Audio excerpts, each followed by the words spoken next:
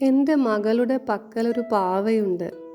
ചെമ്പിച്ച മുടിയും കൈകാലുകളിൽ വെളുത്ത സോക്സും അണിഞ്ഞ ആ മഞ്ഞ തുണിപ്പാവയെ അവൾ തിലോത്തമ എന്നാണ് വിളിക്കാറുള്ളത്.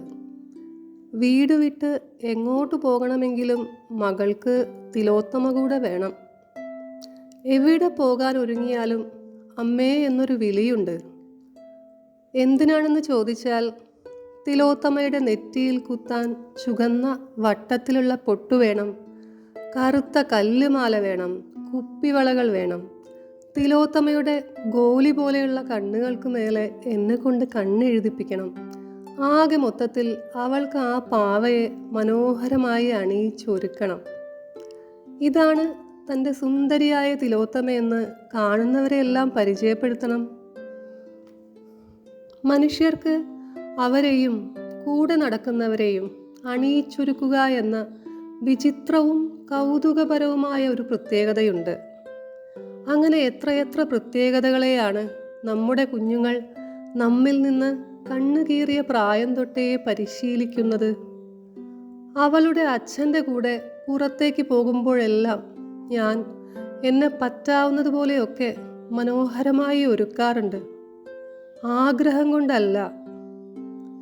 ചമഞ്ഞു പോകുന്നതിൽ യാതൊരു ആനന്ദവും കണ്ടെത്താൻ സാധിക്കാറില്ല. അണിഞ്ഞൊരുങ്ങാത്ത എന്നെ കാണാൻ തീരെ ഭംഗിയില്ലെന്നാണ് അദ്ദേഹത്തിൻ്റെ കണ്ടെത്തൽ. എന്നാൽ ഞാൻ വരുന്നില്ലെന്ന് പറഞ്ഞാൽ ആ മനുഷ്യൻ്റെ മുഖം ചുളിയും. മറ്റുള്ളവർ എന്ത് കരുതുമെന്ന ആകുലത നിവരും.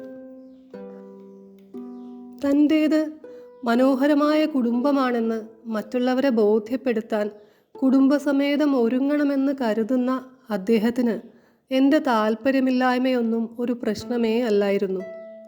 അന്നും ഇന്നും ബന്ധങ്ങളിലെ വ്യക്തി സ്വാതന്ത്ര്യത്തെക്കുറിച്ചൊക്കെ കേൾക്കുമ്പോൾ കൗതുക വാർത്ത കേട്ട അമ്പരപ്പാണ് തലയിൽ കൊള്ളുക.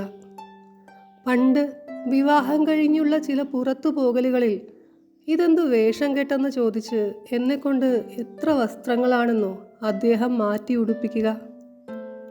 ഇനി അദ്ദേഹത്തിൻ്റെ കണ്ണിന് പിടിച്ച എന്തെങ്കിലും ധരിച്ചു വന്നാൽ നിനക്കൊക്കെ 2-3 മാല ഇട്ടൂടെ എന്നാകും അടുത്തത്. എൻ്റെ ഒഴിഞ്ഞ കൈകളിലേക്ക് നോക്കി പല്ലിറക്കിക്കൊണ്ടായിരിക്കും അദ്ദേഹത്തിൻ്റെ ഈ പറച്ചിലെന്ന് പ്രത്യേകം പറയുന്നു. വിവാഹനാളിൽ ഒരുങ്ങിയതിൻ്റെ ചൂടും വെപ്രാളവും ആദ്യമൊക്കെ തികട്ടി വരാറുണ്ടെങ്കിലും പിന്നീട് എനിക്കത് ശീലമായി പോയി. അത്രത്തോളം വേണ്ടല്ലോ എന്ന ചെറിയ ആശ്വാസവും തോന്നും. അദ്ദേഹത്തിൻ്റെ വേണ്ടപ്പെട്ട ആരുടെയെങ്കിലും ചടങ്ങിലേക്കുള്ള ക്ഷണങ്ങളിലായിരിക്കും എൻ്റെ ഒരുക്കങ്ങളെല്ലാം. അന്നും അദ്ദേഹം പറഞ്ഞതുപോലെ കൃത്യനേരത്ത് ഞാനും മോളും തിലോത്തമയും ഒരുങ്ങി നിന്നു. കൂടെ ജോലി ചെയ്യുന്ന ആളുടെ വിവാഹ വാർഷികമാണെന്ന് കാറിൽ നിന്ന് ഇറങ്ങുമ്പോഴാണ് അദ്ദേഹം പറഞ്ഞത്. പതിവ് പോലെ അദ്ദേഹം ചിരിക്കുന്ന എല്ലാവരോടും ഞാനും ചിരിച്ചു. അല്ലെങ്കിൽ നിനക്ക് എന്താണ് അവരോടൊക്കെ ചിരിച്ചാൽ എന്ന് തിരിച്ച് വീട്ടിലേക്ക് എത്തിയാൽ മുഷിഞ്ഞ മുഖത്തോടെ അദ്ദേഹം ചോദിക്കും. വളരെ ആഹ്ലാദത്തിൽ പരസ്പരം മനസ്സിലാക്കി ജീവിക്കുന്ന മാതൃകാ ദമ്പതികളെപ്പോലെ അന്നും ഞങ്ങൾ ഞങ്ങളെ പകർത്താൻ നിന്നുകൊടുത്തു. ഈ കാണുന്നതോ പകർത്തപ്പെടുന്നതോ അല്ല ഞാനെന്ന് അപ്പോഴൊക്കെ എനിക്ക് തോന്നാറുണ്ട്. എന്നിട്ടും എനിക്ക് അതിൽ നിന്ന് പുറത്തേക്ക് വരാൻ പറ്റുന്നില്ല.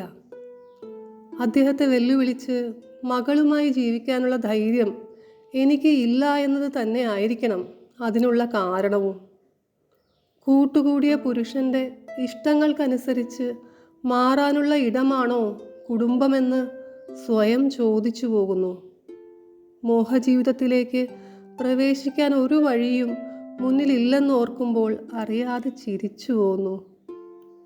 തിരിച്ചെത്തുമ്പോഴേക്കും മകൾ ഉറങ്ങിയിരുന്നു. ഞാൻ കുളിച്ചു വരുമ്പോഴേക്കും അദ്ദേഹവും. കിടന്നിട്ടും എനിക്ക് ഉറങ്ങാൻ സാധിച്ചില്ല.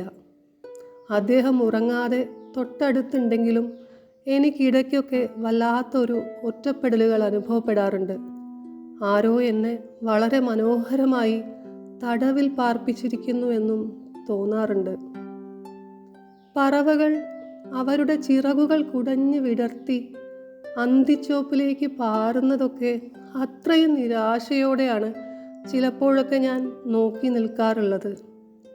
ഉറക്കത്തിൽ നിന്ന് മകൾ ഞെട്ടിയപ്പോൾ ഞാൻ അവളെ ഒരു താളത്തിൽ അങ്ങനെ വീണ്ടും തട്ടി ഉറക്കി. അപ്പോഴാണ് അവളുടെ അരികിൽ എന്നെ തന്നെ നോക്കിക്കൊണ്ട് മലർന്നു കിടക്കുന്ന തിലോത്തമയെ ഞാൻ ശ്രദ്ധിച്ചത്.